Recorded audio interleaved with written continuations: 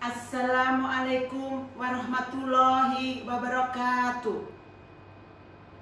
Allahu Akbar. Allahu Akbar. Allahu Akbar. Alhamdulillah. Alhamdulillahirabbil alamin. Asyhadu alla ilaha illallah wa asyhadu anna Muhammadar Rasulullah. Assalatu wassalamu ala asrofil anbiya'i wal mursalin wa ala alihi wassobihi ajma'in, amma ba'du. Saudara-saudaraku sekalian yang dirahmati Allah, kali ini saya akan membahas tema tentang sehat dengan berpuasa, ya. Jadi sehat dengan berpuasa. Kita kalau berpuasa, bukannya kita semakin lunglai atau semakin lemah, ya pasti kita akan diberi kesehatan, ya, diberi kesehatan.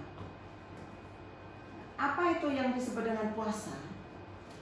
Puasa itu adalah sebuah mekanisme untuk memberikan kesempatan perbaikan pada tubuh. Setelah 11 bulan lamanya, saluran cerna mendapat pembebanan secara maraton. Seperti dalam Quran surat Al-Baqarah ayat 183. Allah berfirman, "Ya ayyuhalladzina amanu, ya, kutiba alaikumusiyam kama kutiba alalladzina min qablikum la'allakum tattaqun." Ya ayyuhalladzina amanu, hai orang-orang yang beriman, kutiba alaikumusiyam, diwajibkan atas kamu berpuasa. Diwajibkan atas kamu berpuasa. Kama kutiba alalladzina min qablikum, ya, sebagaimana diwajibkan atas orang-orang sebelum kamu. La'allakum tattaqun, agar kamu bertakwa. Ya. Nah, di sini ada 3 poin. Ya, ada 3 poin yang akan saya terangkan satu persatu, ya, yang bisa diambil dalam ayat yang sudah saya sebutkan dalam surat Al-Baqarah 183. Poin yang pertama itu ayat ini memberitahukan kepada orang-orang yang beriman, ya, akan kebenaran yang Allah sampaikan. Memberitahu apa? Ya, jadi memberitahu apa? Yaitu pada poin yang kedua, yaitu memberitahu tentang kewajiban untuk berpuasa. Nah, kenapa kita harus berpuasa? Di poin ini, kenapa kita harus berpuasa? Karena puasa itu menjadikan orang yang bertakwa ataupun menuju ke takwaan. Ya. Takwa itu menjauhi segala larangannya, menjalani segala perintahnya. Kemudian disebutkan lagi yaitu dalam Quran surat Al-Baqarah 184.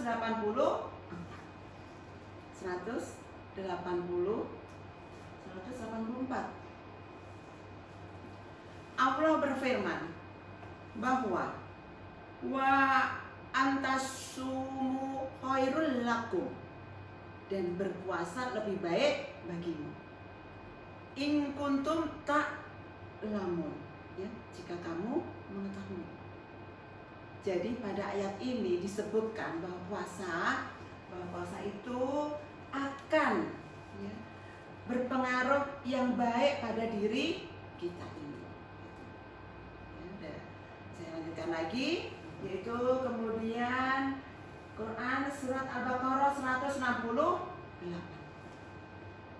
Allah berfirman bahwa ya ayyuhan nas, hai sekalian manusia, kulu mimma fil ardi, makanlah dari apa yang terdapat di bumi. Halalan thayyibah, makanan yang halal dan juga baik. Di sini kita diperintahkan untuk makan yang halal dan baik. Jangan makan yang apa?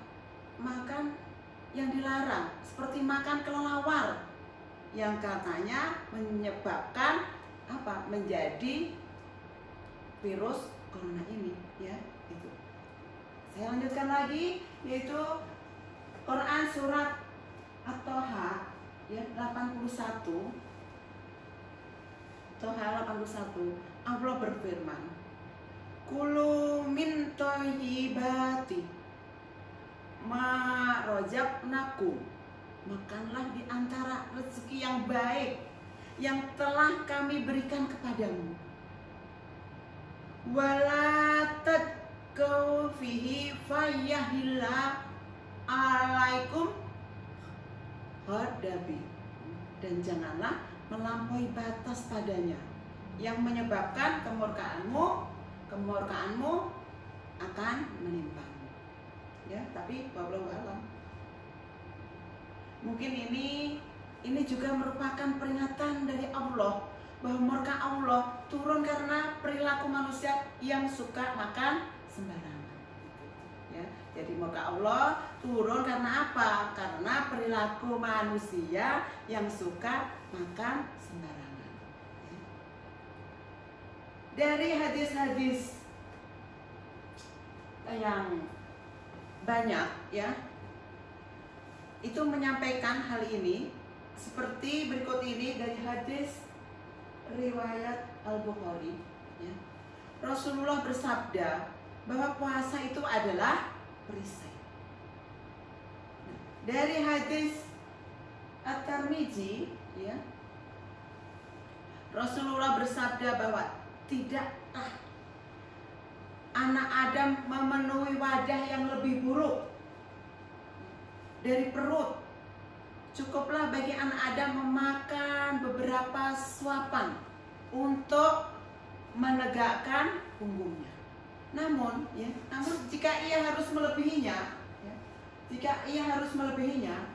hendaknya sepertiga dari perutnya. Ya, perut yang mana? Perut yang diisi oleh makanan. Sepertiga untuk minuman, sepertiga lagi untuk bernapas. Ya, untuk bernapas. Kemudian saya lanjutkan lagi, yaitu dari hadis riwayat As-Suyuti. Sumber segala penyakit adalah al-barada. Apa itu al-barada? Al-barada adalah jeleknya pencernaan atau organ pencernaan, yaitu apa? Organ pencernaan usus, sehingga dapat menurunkan semangat nafsu makan. Ya. Dari hadis riwayat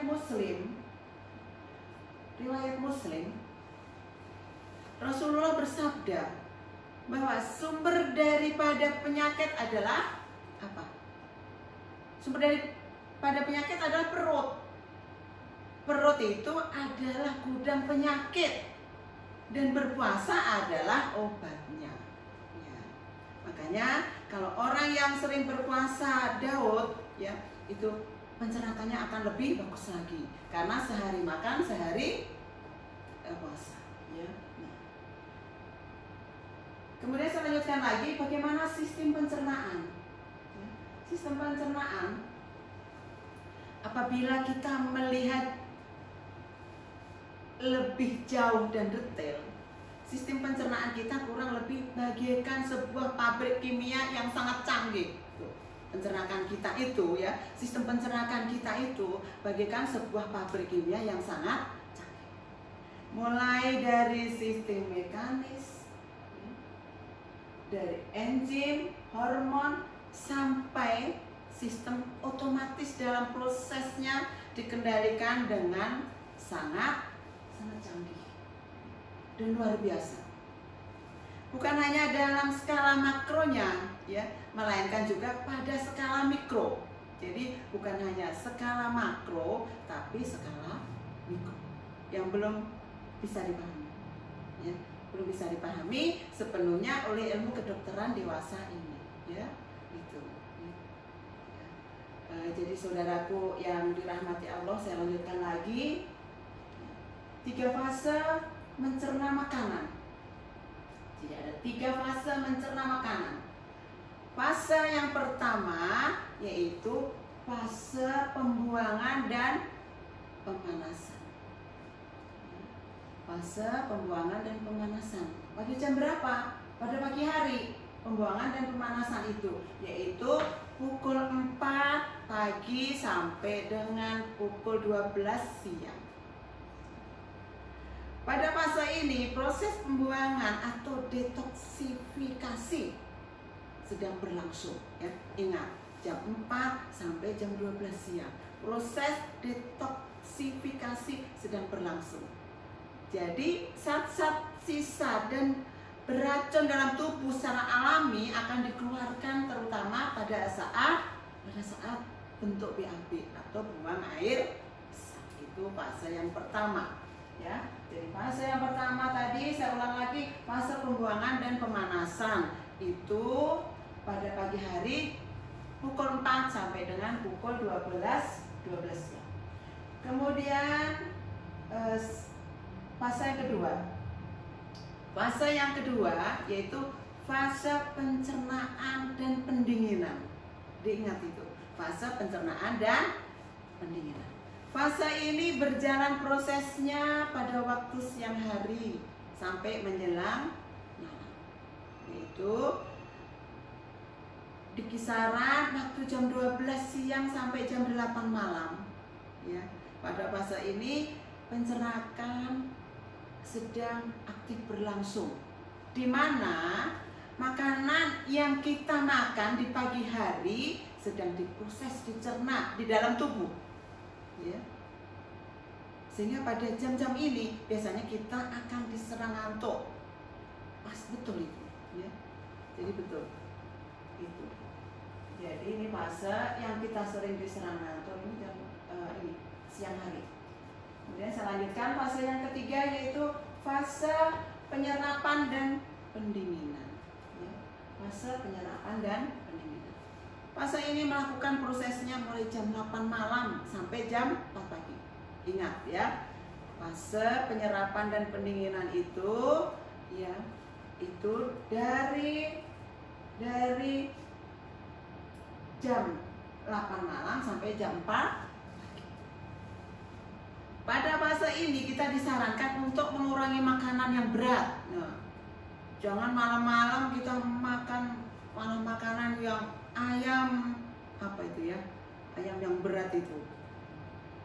Terus makan nasi, makan roti pula, dan banyak sekali yang kita makan. Jangan, karena fase penyerapan dan pendinginan. Karena jangan sampai proses penyerapan nutrisi ke dalam tubuh menjadi terganggu. Ketika penyerapan terganggu, maka nutrisi akan disimpan dalam tubuh menjadi apa? Ya, menjadi bentuk lemak di dalam tubuh. Itu. Jadi menjadi bentuk lemak di dalam tubuh.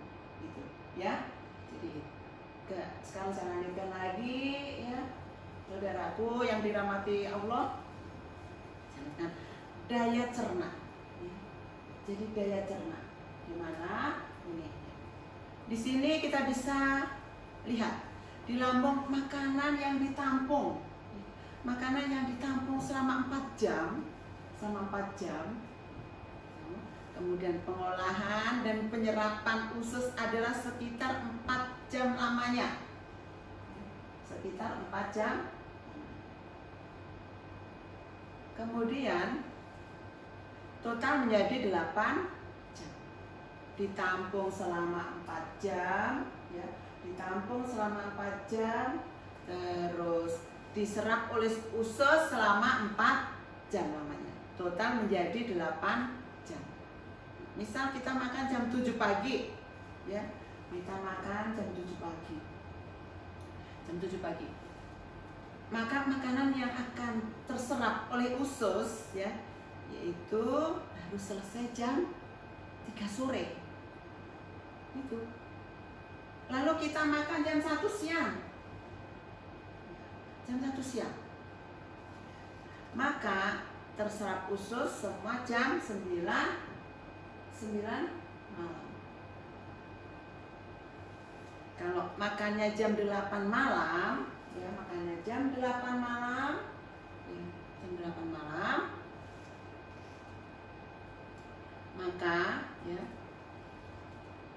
maka apa?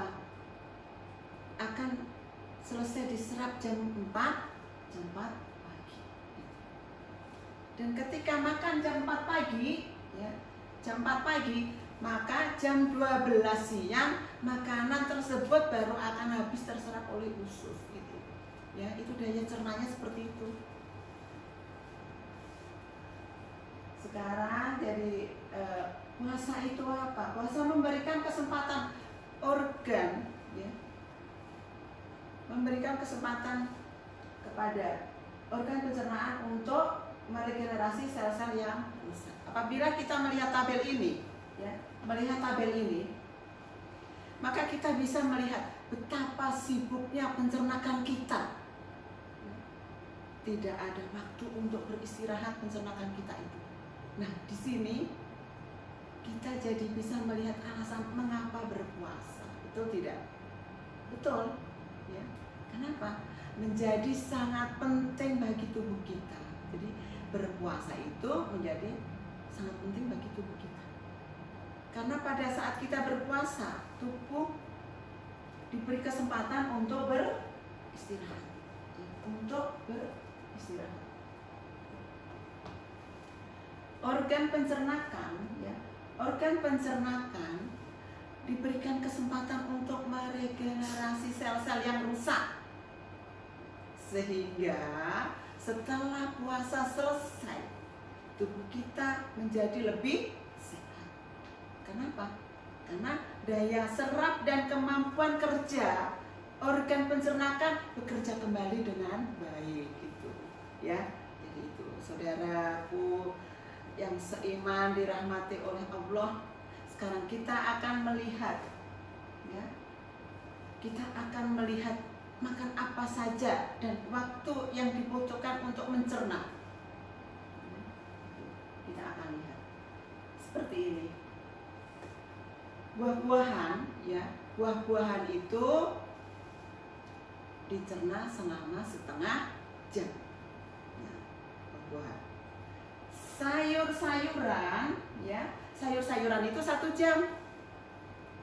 Kemudian karbohidrat, ingat ini, karbohidrat kalau orang kita belum makan nasi yang termasuk karbohidrat, katanya belum makan, ya. Padahal itu dicernanya lama, 2 jam. Kemudian protein, ya, protein itu dicernanya lama, 4 jam. Dan yang paling lama adalah apa? Lemak. Yang suka makan bakso, waduh, baksonya yang besar-besar gitu, yang empuk katanya, wah, lezat. Ternyata di situ banyak lemaknya, betul? Betul, iya. Nah itu dicernanya lama sekali, ingat. Berapa jam? 6 jam lemak itu, ya. 6 jam. Makanya yang sering banyak makan lemak pasti gemuk. Karena dicernanya lama sekali, paling lama 6 jam. Ya. Buah-buahan itu hanya setengah jam, hilang. Sayur-sayuran 1 jam, lumayan hilang. Karbohidrat 2 jam, protein, ya, itu 4 jam. Lemak 6 jam, gimana kita nggak gemuk? Ya. Habis makan bakso langsung tidur, blak. Nah itu, ya, di sini, ya, saya jadi itu waktu cerna, ingat ini, ya, waktu cerna. Dan yang paling lama adalah lemak selama apa? Itu lemak, ya, saya ulang lagi. Yang paling lama lemak selama 6 jam. Memang enak itu, ya. Inilah mengapa lemak menjadi penyebab kegemukan. Karena, ya, kenapa? Ya, saya juga gemuk karena suka makan lemak. Karena di saat makanan lain, ya, sudah dicerna habis, ya, lemak masih dicerna. Bayangin saja, yang lain buah-buahan, sayuran, karbohidrat, protein habis, lemaknya masih tertinggal di sini, yang menyebabkan kita sininya besar, perutnya besar, ya itu. Kenapa? Ya karena kita sering makan lemak, jadi kegemukan. Lemak masih dicerna, belum habis sudah kemasukan makanan lain, dan begitu seterusnya. Kalau kita tidak merubah pola makan, ya seterusnya. Ya, saya lanjutkan lagi, yaitu ada 3 hal yang menjadi dasar pilihan. Ya, 3 hal yang menjadi dasar pilihan. Pilihan apa? Pilihan dalam mengatur pola makan. Yang pertama yaitu berdasarkan jumlah makanannya.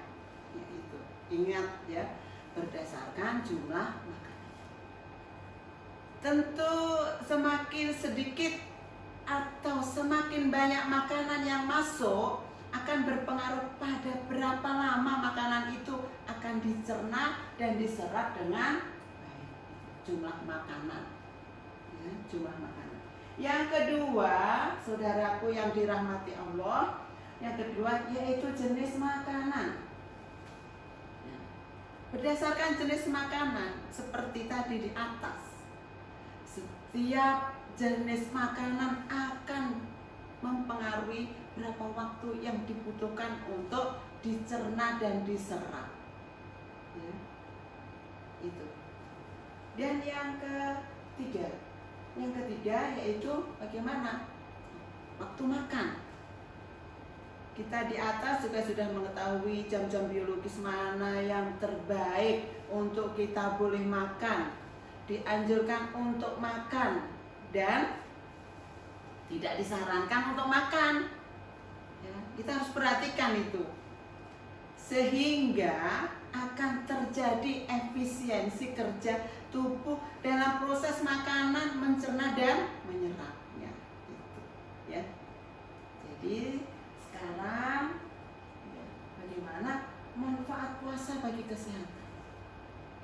Itu saya kembalikan lagi. Ya, sekarang kita kembalikan lagi ke pembahasan yang pertama tadi, bagaimana manfaat puasa bagi kesehatan.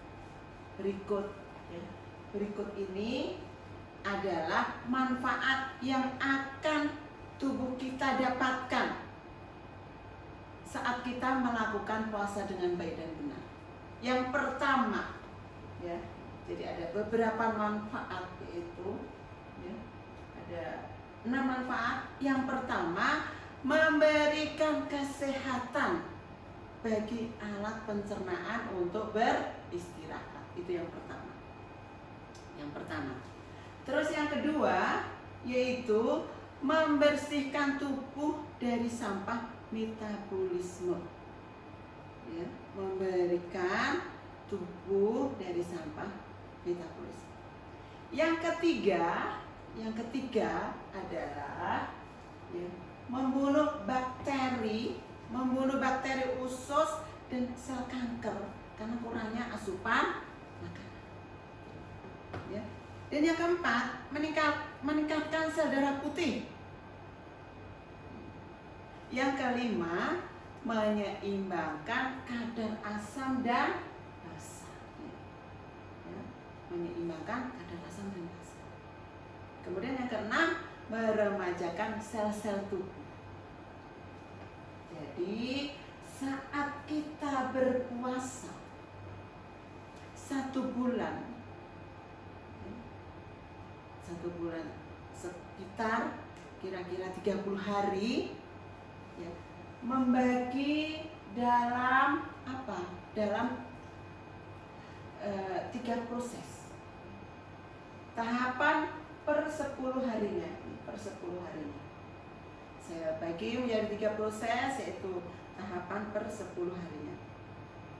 Yaitu 10 hari yang pertama adalah proses detoksifikasi. Apa itu detoksifikasi? Ya. Jadi proses detoksifikasi yaitu penggelontoran racun-racun metabolisme. Itulah sebabnya kita waktu awal-awal puasa seringkali merasa agak pusing, betul? Betul. Ya, pusing kalau yang jarang berpuasa. Itu karena apa? Karena reaksi tubuh kita saat proses detoksifikasi atau penghilangan racun. Ya, yang tidak berpuasa pusing. Ya. Kemudian yang 10 hari yang kedua yaitu proses rejuvenasi. Ya, proses rejuvenasi.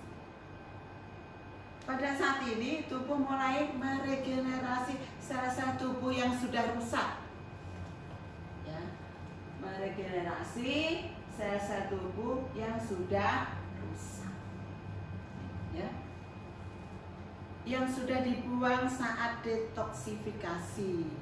Tadi diganti dengan sel-sel yang baru, yang masih fresh, sehingga disebut dengan rejuvenasi atau peremajaan kembali. Yaitu 10 hari yang kedua. Enak kan? Saudaraku yang dirahmati Allah dan dicintai oleh Allah, saya lanjutkan lagi, yaitu 10 hari yang ketiga. 10 hari yang ketiga yaitu pengencangan dan pemantapan. Pengencangan dan pemantapan. 10 hari yang ketiga atau yang terakhir itu adalah proses stabilisasi.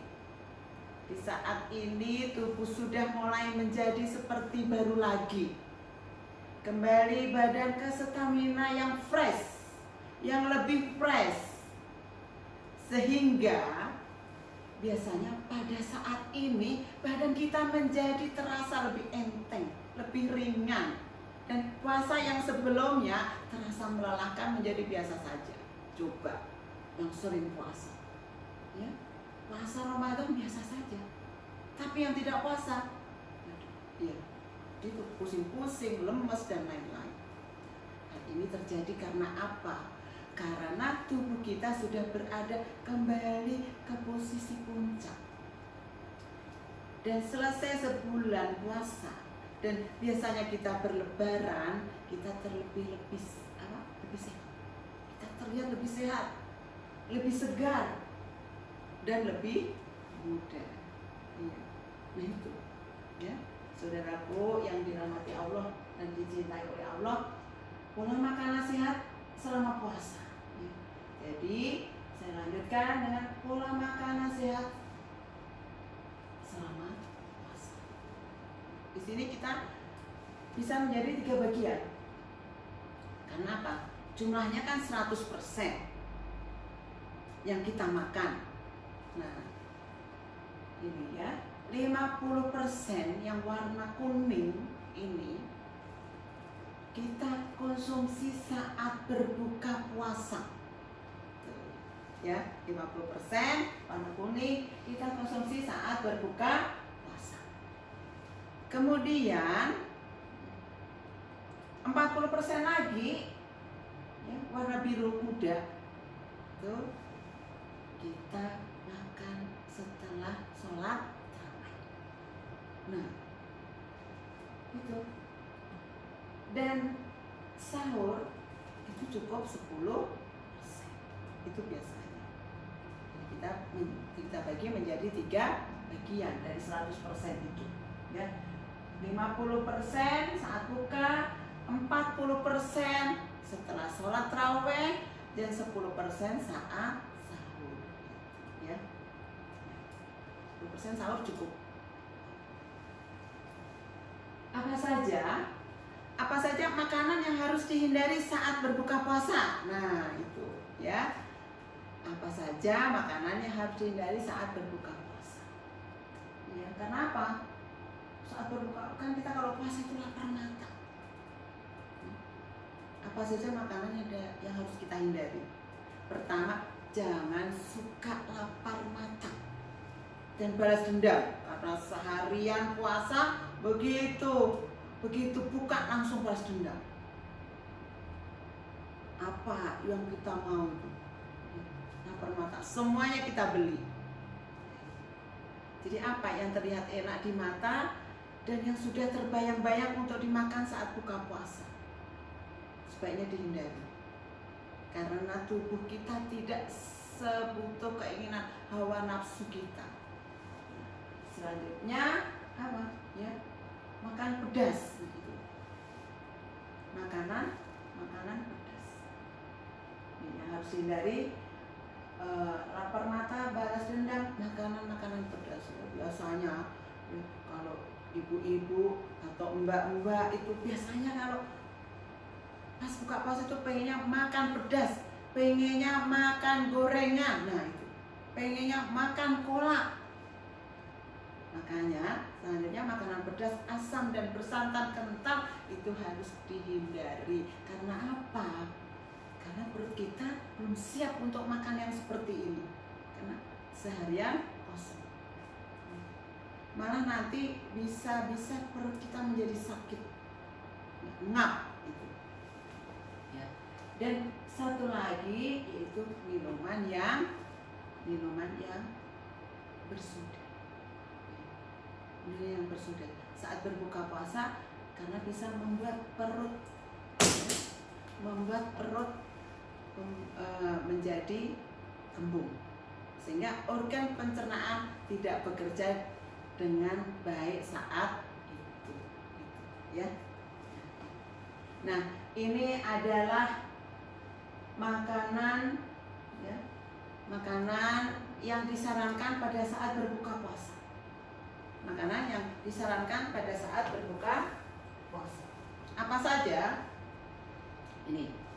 Makanan manis, kurma, karbohidrat, fruktosa, serat, magnesium dan potasium, ya, yang disarankan. Apa manfaat buah kurma? Manfaat buah kurma, ya, yang pertama adalah mudah dicerna. Buah kurma itu mudah dicerna. Yang kedua, mencegah makan berlebih. Kadang-kadang kita makan kurma satu saja kita sudah kenyang kalau kita makan kurma terlebih dahulu. Ya. Mencegah makanan berlebih yang kedua. Yang ketiga yaitu menyiapkan perut untuk menerima makanan lain. Kemudian yang keempat, menormalkan keasaman darah atau garam alkali.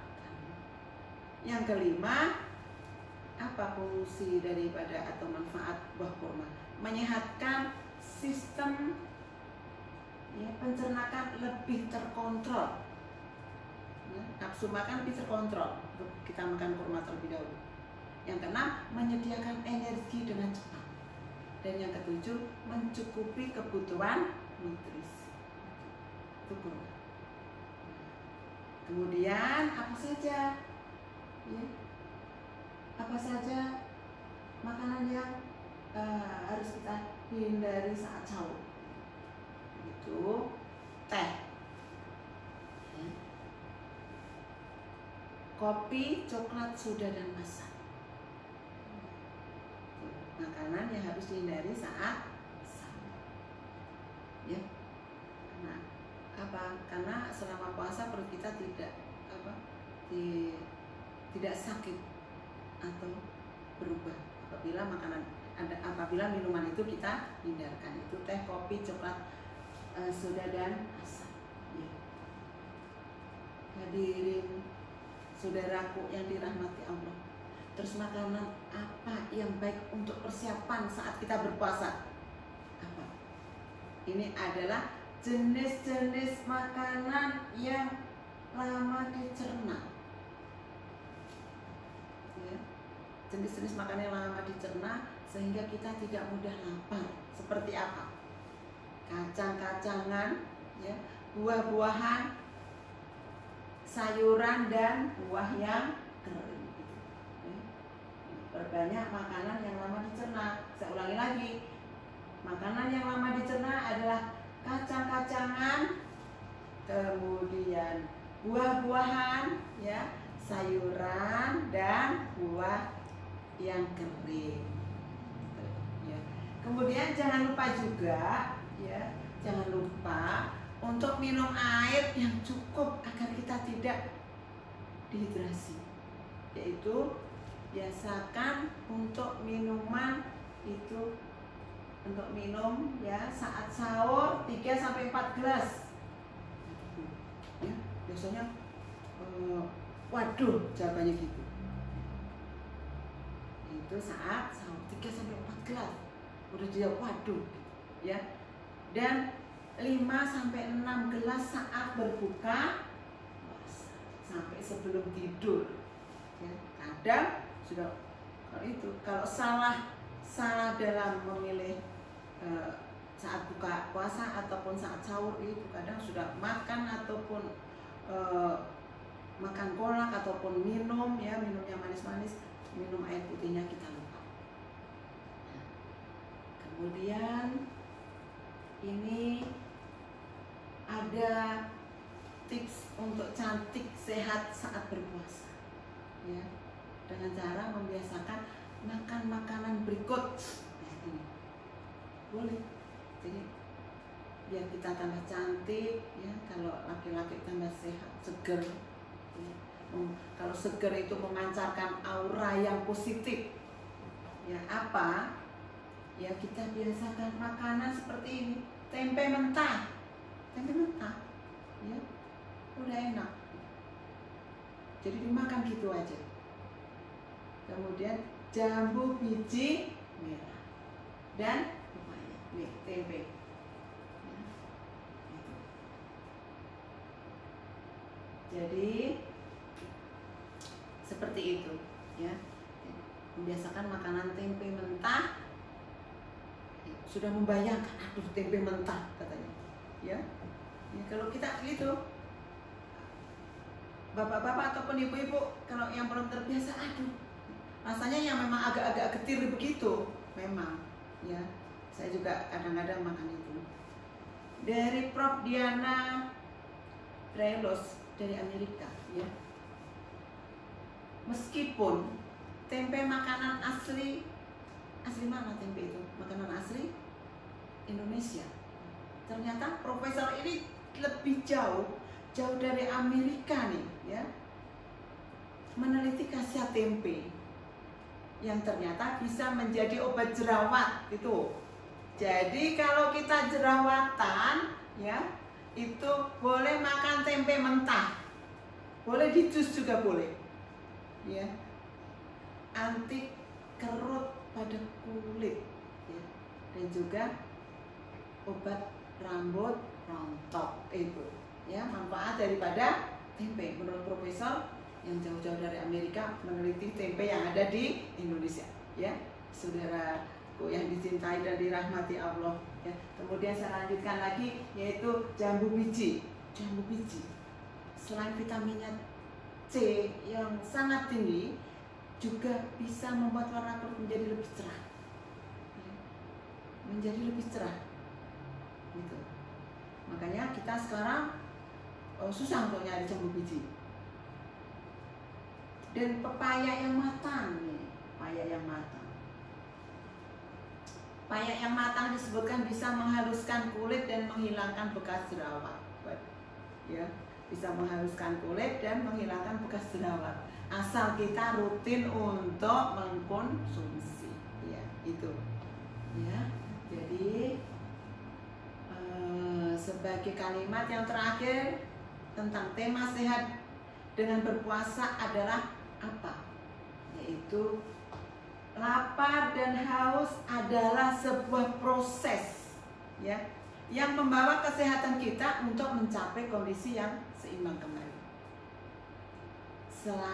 Setelah kita sekian lama dibebani dengan metabolisme yang berlebihan, gitu, ya. Saya ulang lagi, apa sebagai kalimat yang terakhir tentang tema, ya, tema tentang sehat dengan berpuasa itu adalah lapar dan haus adalah sebuah proses yang membawa kesehatan kita untuk mencapai kondisi yang seimbang kembali setelah sekian lama dibebani metabolisme yang berlebihan. Begitu ya. Jadi saya sudah jelaskan satu persatu dari awal sampai yang akhir tadi.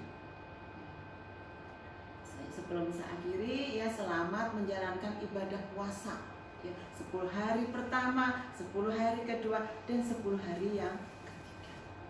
Semoga yang saya sampaikan hari ini bermanfaat khususnya ya, khususnya bagi saya pribadi dan umumnya untuk saudara-saudara semua. Mohon maaf apabila ada kesalahan dalam penyampaian materi ini ya. Akhirul kalam, wabillahi taufiq wal hidayah. Wassalamualaikum warahmatullahi wabarakatuh.